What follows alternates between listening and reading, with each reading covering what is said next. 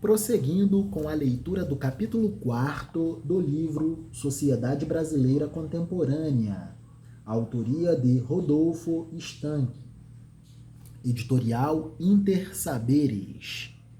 Capítulo 4, cujo título é O Brasil das Forças Armadas. Tópico 4.4 O golpe dentro do golpe.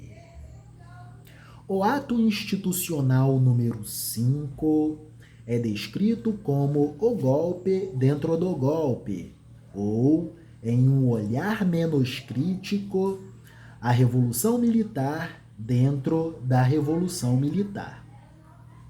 Até então, o governo usava de reflexões e ensaios para justificar que o regime estava dentro dos parâmetros democráticos. Conforme Maria José de Rezende, as Forças Armadas entendiam que estavam ocupando o poder por vontade da maioria dos brasileiros. Na interpretação da autora, os militares e os civis próximos às cúpulas do executivo defendiam que o regime estaria incumbido de preservar os valores e os interesses condizentes com uma suposta ordem democrática, o que era constantemente reafirmado por órgãos da grande imprensa. O ato institucional número 3, que estabelecia eleições indiretas para os cargos nos governos estaduais e cuidava da sucessão presidencial ainda durante o período de Castelo Branco, seria um reforço para garantir tal ordenamento da democracia nacional. A Constituição de 1967, criada pelo Ato Institucional número 4, foi outra medida nesse sentido.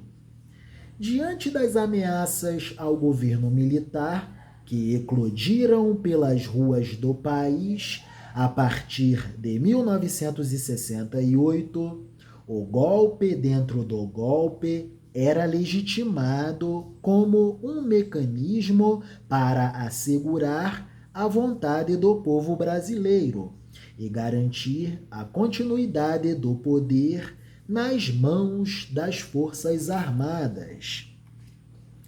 Com essa justificativa, o AI-5 reestabeleceu os superpoderes do Executivo. Em 13 de dezembro de 1968, sob uma legislação sem tempo definido para expirar, as Forças Armadas fecharam o Congresso. O presidente poderia novamente cassar mandatos políticos sem que houvesse uma justificativa prévia. Além disso, o referido ato institucionalizava a censura aos meios de comunicação e suspendia a garantia de habeas corpus aos acusados de crimes contra a segurança nacional e contra a economia social e popular. Após esse ato, o governo intensificou sua perseguição aos políticos opositores. Antes apoiador do golpe e agora conspirador por trás da Aliança Liberal, Carlos Lacerda foi preso por agentes militares, bem como o ex-presidente Juscelino Kubitschek. Intelectuais e professores universitários que eram abertamente contra o governo e que ainda não haviam deixado o país perderam seus cargos. Foi o caso de Caio Prado Júnior, Fernando Henrique Cardoso e Florestan Fernandes. Artistas como Marília Pêra, Caetano Veloso e Gilberto Gil foram detidos para interrogatórios. Outros tantos ativistas de movimentos sociais, músicos, atores e pintores que se alinhavam à esquerda se exilaram na América Latina e na Europa para não sofrerem perseguições.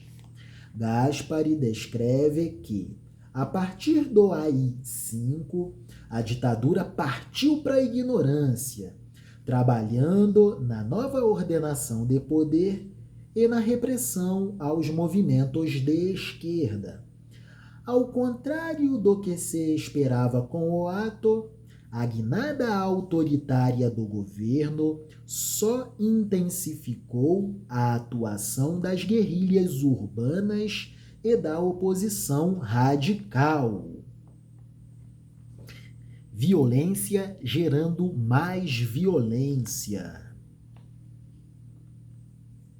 Contexto de radicalização extrema a partir dos dois extremos e muita violência envolvida. Período sombrio, período obscuro do Brasil.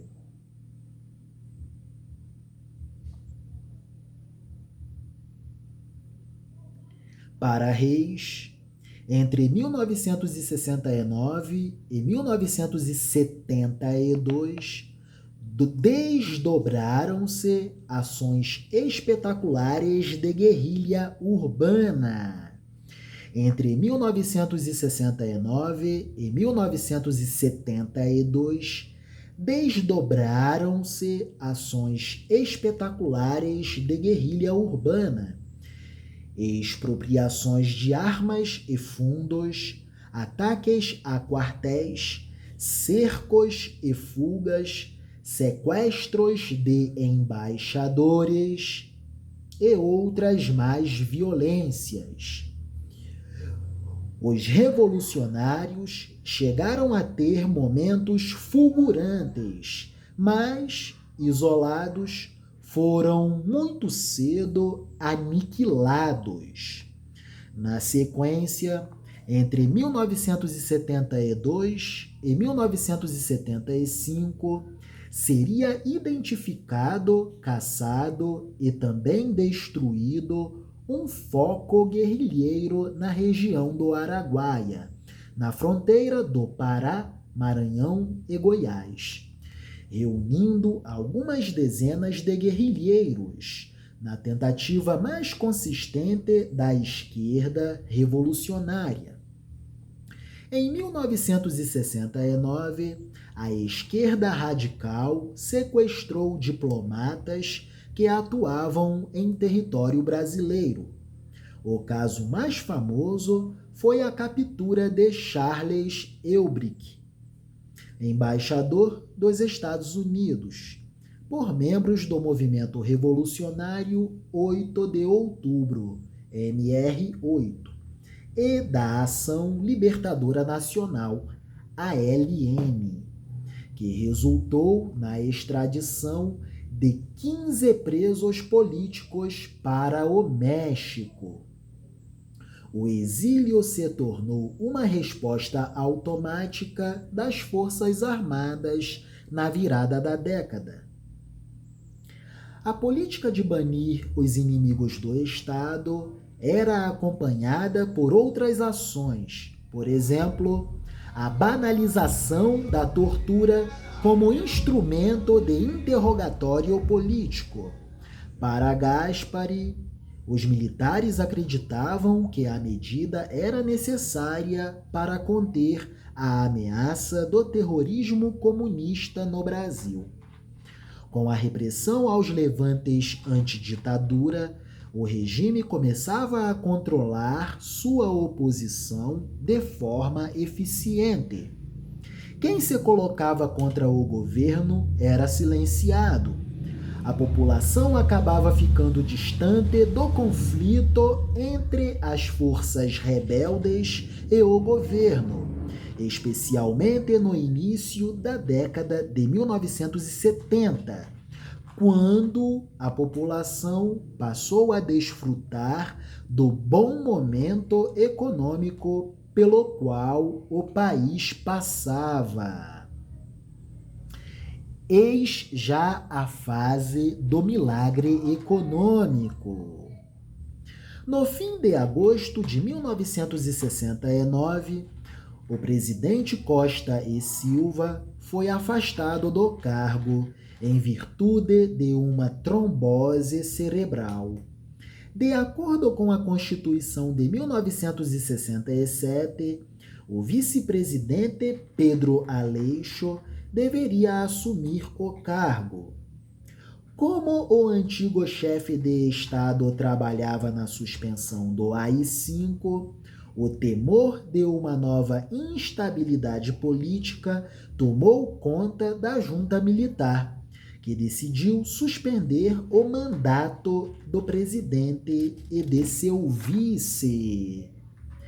E toma-lhe mais golpes, golpes atrás de golpes.